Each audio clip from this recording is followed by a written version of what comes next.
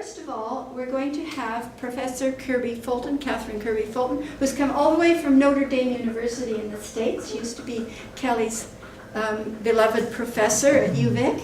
So she's going to talk a little bit about remembering Kelly. So I'll let her come up now.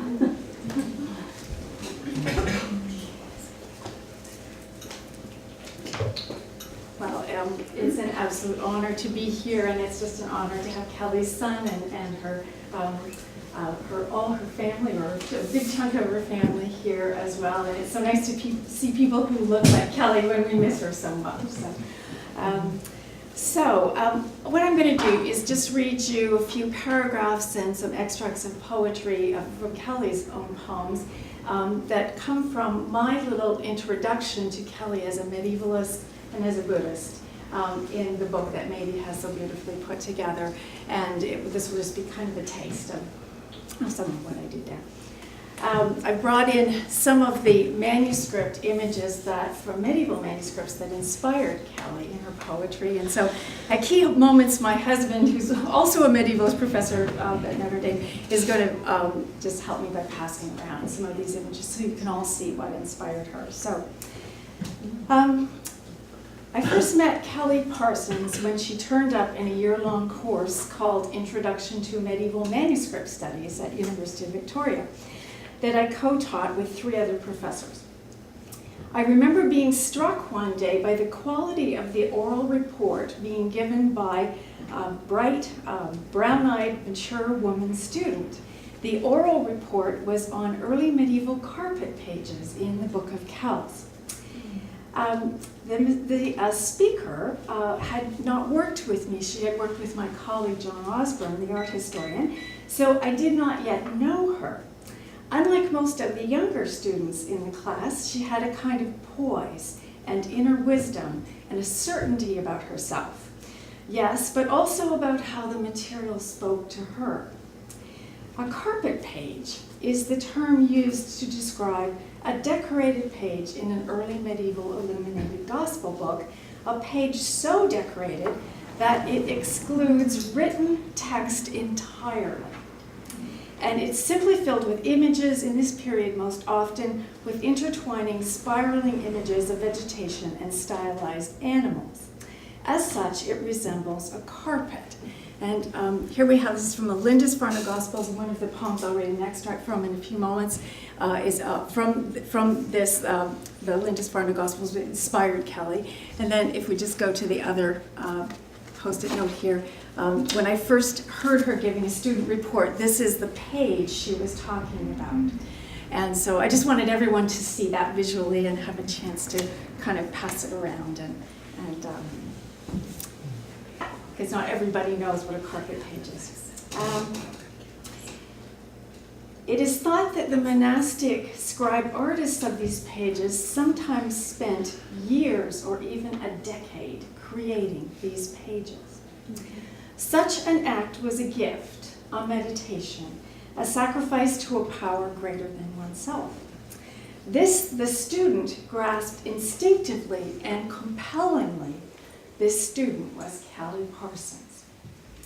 The first impression I had of her from that oral report deepened, but it never altered over the many years I knew her. The inner quietude and serenity that is such a marked feature of her poetic style was what she sought in all texts, in all situations, and in all people. She and I soon discovered that, in addition to the medieval religious manuscripts, we both also admired the Tibetan Buddhist monk, author, and peace activist, although activist is rather too Western word here, Thich Nhat Hanh. Kelly was a dedicated member of a Buddhist meditation group that studied his writings. This influence, too, appears in her poetry. And I'll quote Han here, "When you drink a cup of tea, drink a cup of tea." End quote. And obviously what he's particularly interested in is a kind of purity of concentration, being in the moment, and that's what makes you especially alive in those moments. So I'll pass around in a gallery called Templed Mind. This seems a bit redundant, but for those of you who haven't encountered Thich Nhat Hanh, this would be, here's an example of his work. It's a picture of him on the back. Kelly's lovely poem, Tea Meditation, teaches in great detail exactly how to do this. So these are Kelly's words from this poem. This cup of tea I lift to my lips is the sun low in the sky over southern China. It is the sound of the village bell entering into all that is with its shiny brown voice. This cup contains the jasmine bud, invited to give up her fragrance, and this tea from the fingers of the tea pickers is their breathing. The jasmine tea, the bell with the shiny voice. And you should all know, if you don't practice Buddhism, that the sound of the bell is the signal that someone has started to meditate. And Han has a beautiful passage about how if there's an argument in a family and one member storms off, the best thing is to later hear that bell ring, because that means that the person has gone to meditate and to think things through. So the sound of the bell with the shiny voice and the sound of the breathing, these things are the essence of Buddhist sensibility, and for Kelly, they are a natural language. But there was another side to the same coin in her poetry, and that was the side drawn from Christian tradition, her love of bridal mysticism, of the medieval world, a tradition based on the Song of Songs, that great erotic love song from the Old Testament, which is always such an embarrassment to preachers. One day, she appeared at my office door to discuss which manuscript she might choose for her final project in the course. And the first thing she said to me was, "Can you find me a manuscript like the Rothschild Canticles?" So there are several images in here of the Rothschild Canticles, and I put a Post-it note beside the one which is over here that I'm about to describe. It's reproduced beautifully in Maidy's book, but these would be a book of hours that people would meditate upon. And this one in particular has, I'd asked her what image appealed to her most in the Rothschild Canticles. And of course it was the famous image of the nun contemplative. You'll see this as it comes around. She is laid out seductively on her bed, and she is looking up toward Christ, her lover, who is leaning down from heaven to embrace her. So I'll take that next.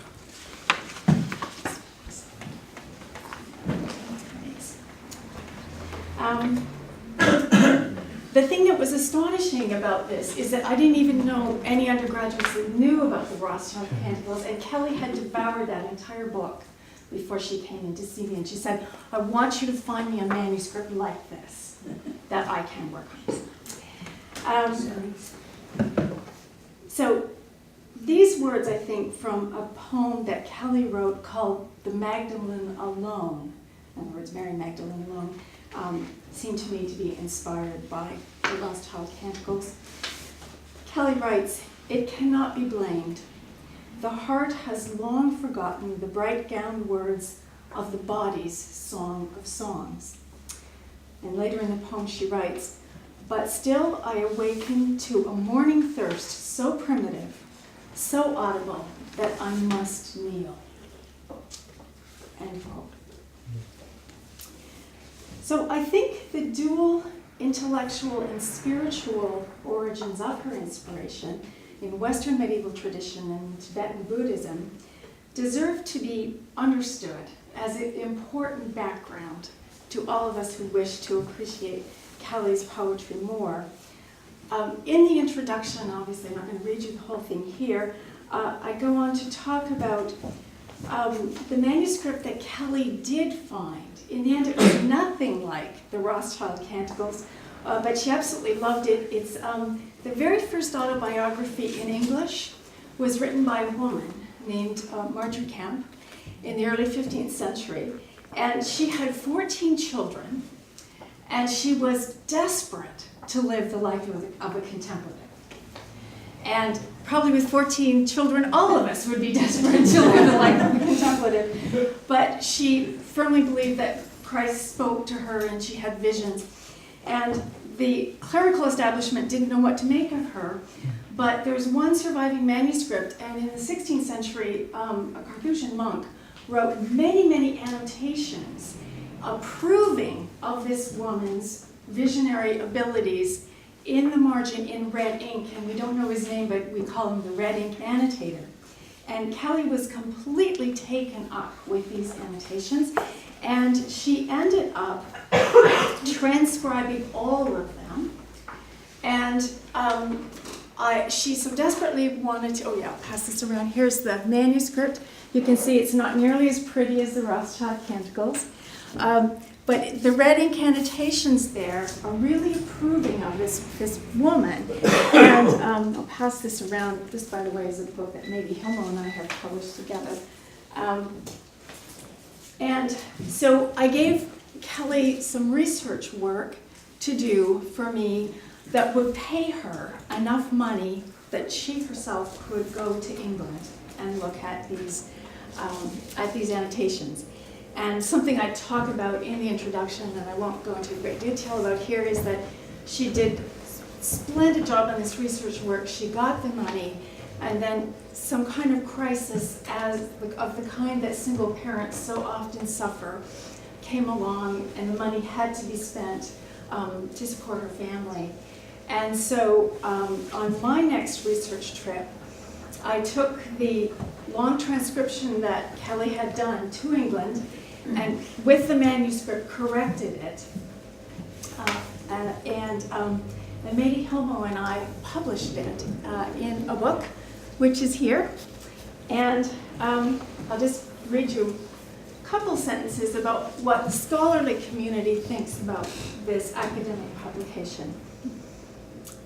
To this very day, Kelly's is the text that every scholar in every university in the world cites if they want to discuss the medieval response to Marjorie Kemp's book.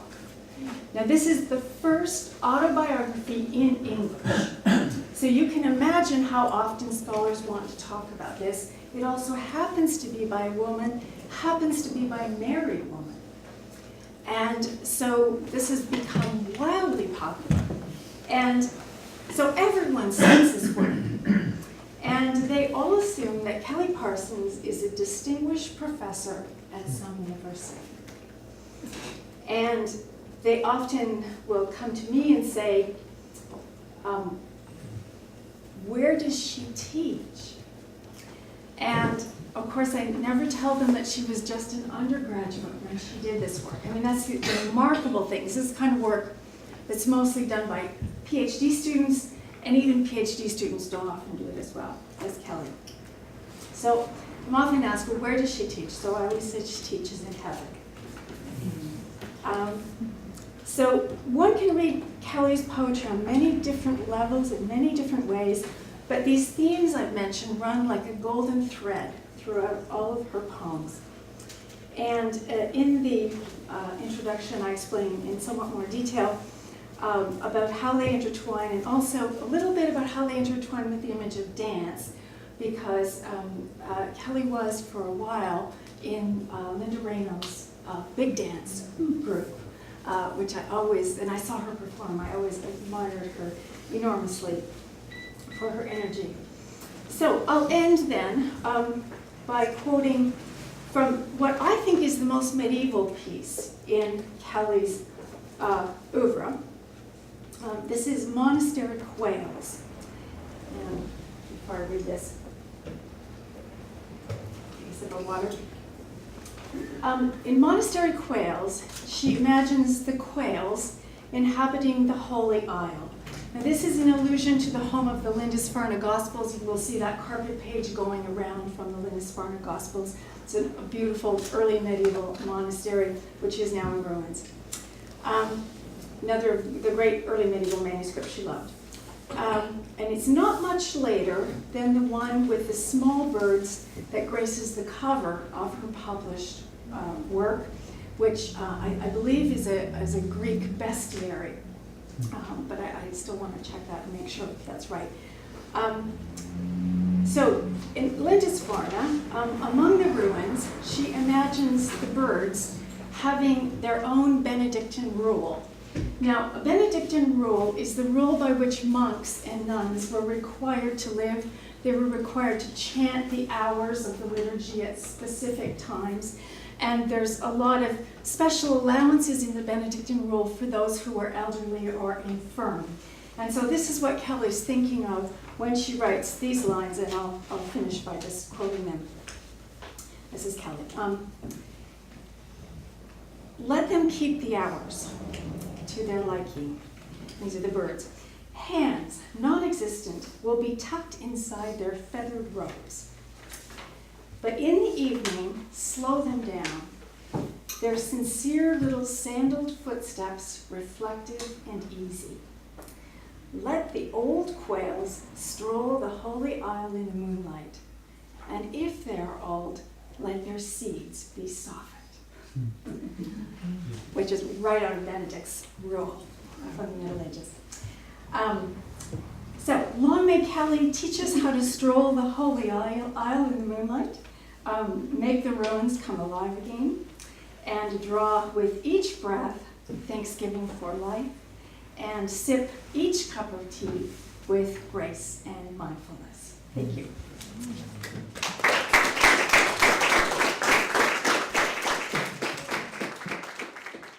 Well, we are honored today to have also Linda Rogers with us. As you know, she's a very famous poet, poet laureate for Victoria, a couple of times. And so here's Linda Rogers. Thanks, Mary. I thought I was going to be reading a Kelly poem today, and I didn't bring the poems that I actually first wrote about her that were written at the time of her leaving. And this poem in the book I wrote later, and I think possibly it has more to do with how I really felt about her. I have to say about Mary and I, we both studied under the infamous Meredith Thompson. And somehow we transcended him, made it to the spirit world of animals, and made it some sort of mannerist gestalt that is poetry. And Kelly, vicariously, was a crystal spirit who always transcended everything. I didn't see her struggle. When I met her, she was already a crystal spirit. Did you feel that too? Getting there. Yeah, getting there. Yeah. Well, perhaps I'm a little more naive. Anyway, this is Sidium Frei Puntet Nota Bene. It's all the same. There are so many factions in this world. Iconoclasts, establishmentarians, disestablishmentarians, but all of us in our humanness, in our common humanity, are attracted and compelled by imagery. And the language that we use is mostly to describe the images that we see. And so ekphrasis, the act of responding to visual image, is such a treat for poets. And this poem that is finally in the book, the poems I wrote about Kelly at that time went into another book, and so I gave Mary this poem, which is about transformation, which I feel is the process that Kelly understood so well. And it's called The Solstice Tree Mystery. And I will say that the artist in this poem is Peter Morin, a Tatlin artist who made me a pair of moccasins. Hi, Doug. I didn't see you earlier. Here I am babbling about poetry in front of someone who knows far more than I do. This winter, dawn is almost dark, but her friend brings rumpus, brings on the wild, breaks nuts on the sidewalk, changes songs in de-leafed dressing rooms, now dog, now passer and voicing his throaty arpeggios, barks, meows, and obaths. His house has many mansions, No doubt about it, he owns the tree, every room, every hybrid fruit on its branches, and she has to believe the story he's telling. Eat this, he says, eat the apples, the figs and walnuts, swallow the light, wisdom is free. Meet me downtown for coffee at 3. She brings her own blanket, but coffee's indoors, and he saved her a chair. She looks around and thinks he's invisible, maybe loud steam. And the man in the corner is sewing moccasins. He's chewing the leather and making it soft. She orders espresso and hears rabbits scream. The man's telling stories, stitch after stitch, ancient sutras sung over and over. She waits for the lesson while his hair turns blacker. She looks down his throat and sees the sky. Look up at my treehouse and tell me what you see between the branches. Then he's done. The man has embroidered the tiny shoes, raven on one foot, the sun, moon, and stars on the other. These moccasins would fit a doll, a bird, a cat. But they are powerful, he says, shape changers, dance all-night slippers, and she remembers the friend who thought she had magic sandals, danced with a god, then married him, told her sons they could run faster, until the youngest raced an avalanche and lost. It is potluck season. Dancers break the ice to bathe in cold rivers, and shivers run through her. Laughter followed by lamentation.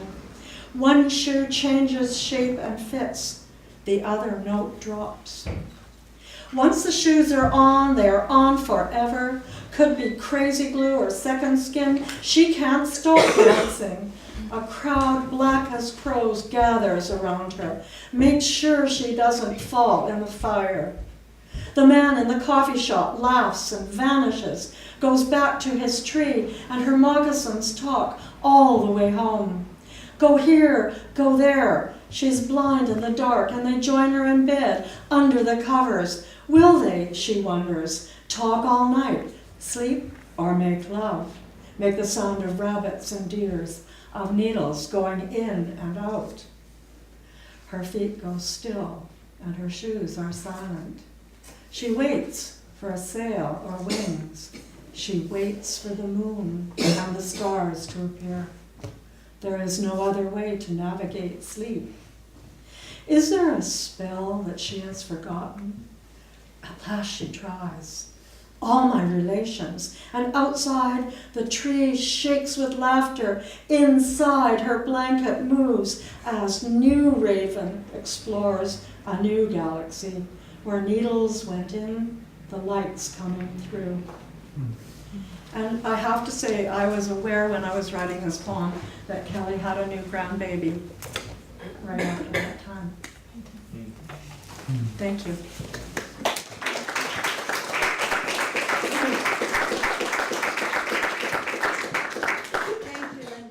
Beautifully read, and I forgot all about Meredith Thompson, who was my first medieval professor. He didn't believe the wife of Bath was a feminist. That was a long time ago. That was a long time ago. Another time. Okay, the next person to read is Corinna Gilliland. And Corinna is one of Catherine Kirby Fulton's former students, among other things. So, Corinna, would you like to come up and read your poems, please? I thought I'd escape this, but I came late. I apologize. I was at rehearsal. She's also an actress, among many others. I'm in a Margaret Atwood play, which is quite like, it's very violent. It's so different from what's happening here. I have to kind of change my thinking. One of the things that I noticed it's on page 78, Carl Hesse's painting 62. I felt that he'd experienced aspects of World War II. I mean, anyone who's lived longer than, who's born before they invented microwaves knows about World War II. And I saw images from that in the painting. So, night after night, Bombs fall on the cold black place, but the bridge stands firm, protecting the river, holding it together like blood within the veins. But there's also a fun side to him. On page 82, the butterscotch giraffe wrestles a chocolate-coated branch as he contemplates his blackberry and licorice landscape. And on page 84, abstract 58, this is sort of contrast between dark and light here. The trees are cold without their leaves. Their branches tremble in the midnight air. Black tar stains the rocks and drips slowly, stickily, into a pool of sunlight soap. And the final one is back on page 80. I don't know, it just, the image struck me. The snow is melting. The polar bear faces extinction. Is that why he took up smoking?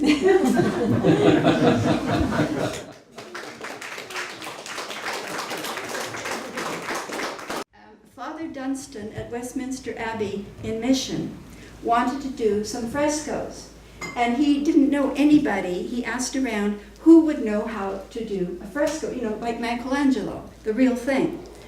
And so somebody finally pointed him to this artist who lived in Langley, and Father Dunstan, like me, went through the front part of the shop. There were a whole bunch of stones there and signs, because Carl was also a prospector. He used those for pigments and so on. And he went back, and he too was stunned at the paintings that were in Carl's racks back there. It was just like a revelation. This very modest, short man, and this wonderful art. Well, as it turned out, Carl did know how to do medieval frescoes. And these are 12 pages of instructions he gave Father Dunstan on how to do it. And I'll just read you a little bit of the introductory bit. In reply to your request for a recipe for fresco Buono painting, I herewith send you the procedure as taught by the Kunstakademie at Dresden. As an art student, I've attended lectures on restoration, art history, inorganic chemistry, etc. In fact, Carl sometimes used to advise Cloverdale Paint when there was still a small place in Cloverdale right by Langley before they expanded to what you know now. Because he was so knowledgeable about the chemistry of pigments. And he was very, very interested. Karen read you about some of the, where's one of them? Oh yes, this could actually be some real blueberry juice. He would make his own pigments. He was very interested in medieval recipes and Renaissance recipes for how to do things. And I remember him mixing up stuff and using a Bunsen burner and potato water and different things to blend and hold pigments. Rabbit skin glue, matey, I'm sorry to tell you. We're not going there. So anyway, if any of you are interested, there's 12 pages of instructions. Oh yes, when Father Dunstan asked Carl to come up to Westminster Abbey to look at where he wanted to do this big fresco, I think the first one was the Temptation of St. Benedict. And Carl looked at the wall and said, well, first of all, we've got to tear that wall down because you need a good solid wall to hold fresco. And as some of you may know, fresco, you put it on a good solid wall like a brick wall. We could do fresco here. And then you put stucco on it, and it has to be painted. Each section has to be painted while the stucco is still wet. And so you make the pattern, and you make little holes in the pattern, and then you pounce it with charcoal, and then you lay up the pattern on the wall, and you push the sheet on top of the wall, and then you've got your outline, and then you've got to do it really fast while the stucco is still wet. So Father Dunstan painted all day on little sections as he worked, and you can see him working here on, I'll pass this around too since we're doing this so cleverly today. There's Father Dunstan on a scaffold, just like Michelangelo. Films have been made about Father Dunstan, by the way. And this is, I'm sorry, it's a bit torn. This is one that Father Dunstan gave to me. It's his Last Supper fresco. Imagine having this in your dining room. So that's just a little bit of background today about Carl. Now, I think maybe some of you would like to have some refreshments and circulate a little bit. So what I'm going to do is just mention what we've got available here today. We've got, of course, the book For Kelly with Love.